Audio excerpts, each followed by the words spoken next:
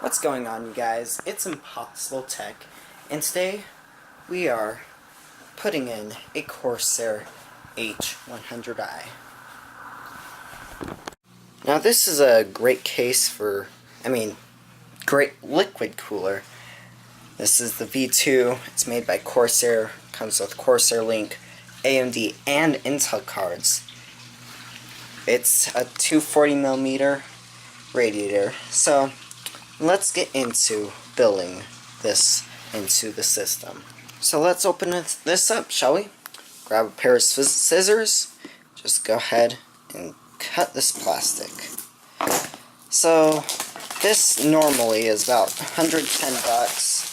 I got this from Best Buy, and my dad has a friend that works there, so I got it for 80. So, how do you open a Corsair box? Let's find this out. So, I believe what... I'll get back to you once I figure it out. Here you go. So I just opened it. It pretty much comes with instructions, mounting brackets and stuff.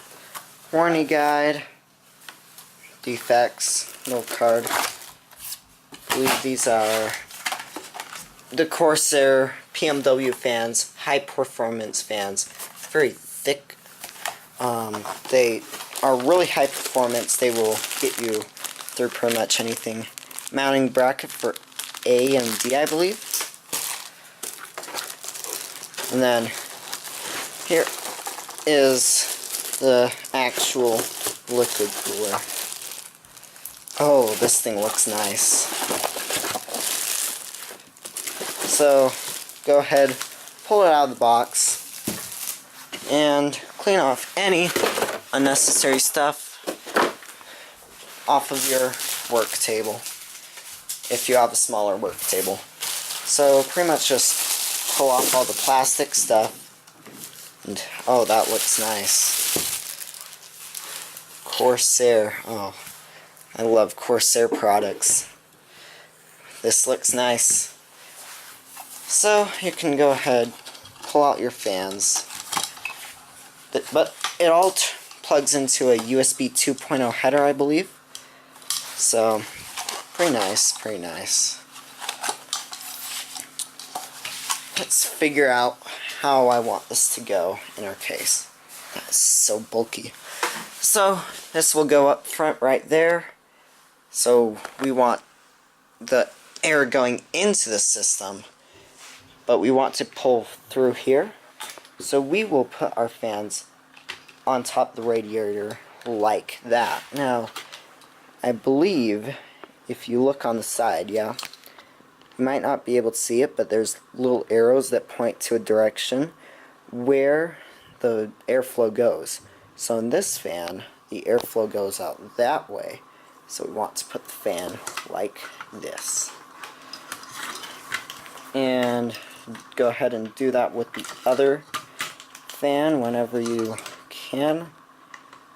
Yeah. So you'll want to orient the cable so that you can cable manage also. But yeah, go ahead and do that, and I will see you in a second.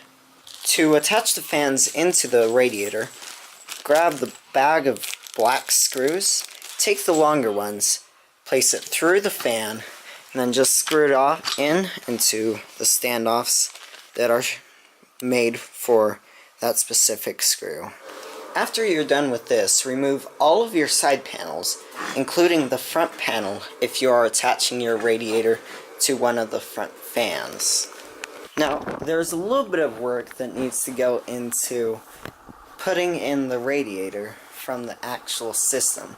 So you have to take the black back plate and align it up with the holes in the back of your motherboard. And pretty much you just find where they are. If you need to, you can slide around the little feet a little bit, but that's for AMD users mostly, and other LGAs. So yeah, go ahead and put that into place, and I'll catch you when you're done with that.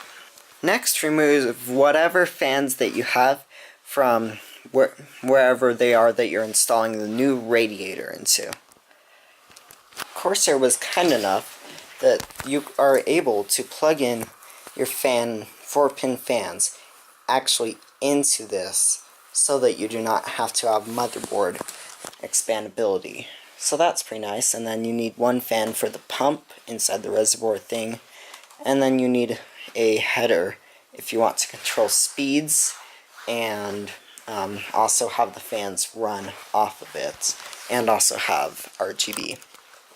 So next, you could either plug in the fans into there or attach the radiator and then do cable management.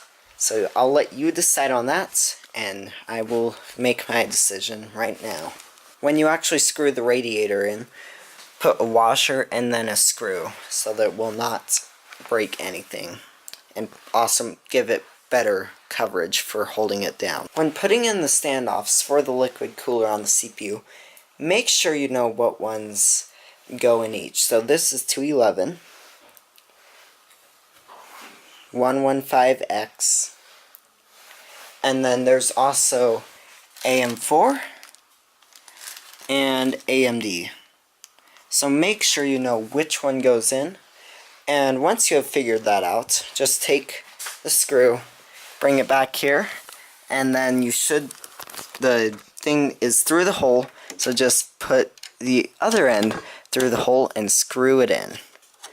Make sure to hold onto the back plate back here when screwing it in so that it will screw in straight. Next, choose whatever thermal compound you want. I'm using the TG7 from Thermaltake, which was in the last video, installing a stock cooler. So yeah, put about a pea-sized amount on the CPU, and then I will tell you the next step. Some liquid coolers already come with a thermal compound pre-applied, so if you get one of those that have it, do not put any thermal compound on your CPU. After that, set your cooler block, CPU block, firmly against all the screws. Screw in the thumb screws until they start to get rough, and do them in a cross pattern, and then take a screwdriver and tighten them down in a cross pattern, and that back plate will become secure. Do all your cable management. Make sure to plug in your pump and both of your fans, and then make sure to plug in your USB 2.0 header. And yeah, that's pretty much it for now.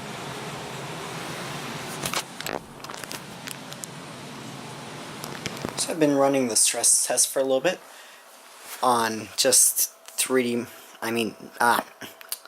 Firestrike, going over and over on the CPU physics test, and yeah, results look pretty fancy.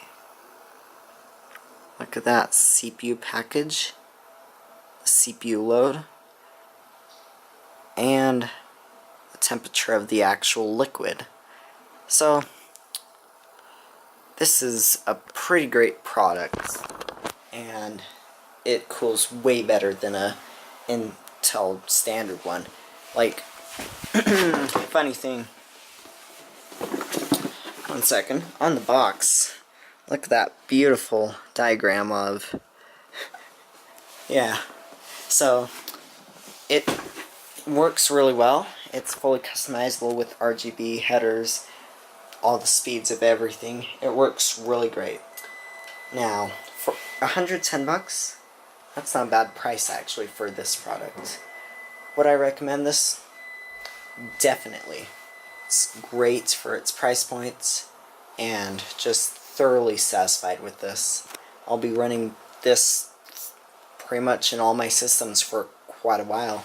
It's nice they have included thermal compound and everything. So yeah, make sure to leave a like if you liked the video, dislike if you didn't like it, leave a comment if you're a little bit confused on anything. I'll leave links down below in the description for pretty much all the products for my entire system. Guess what? A few days, I'm going to have a full what does my system cost in 2018 currently. So thank you guys so much for watching, and I'll see you in the next video. So interesting thing, right when I stopped the stress test, it dropped by like, whoops, by like 20 degrees, or like it dropped almost instantly from 109 to 86, like almost instantly. So it runs great.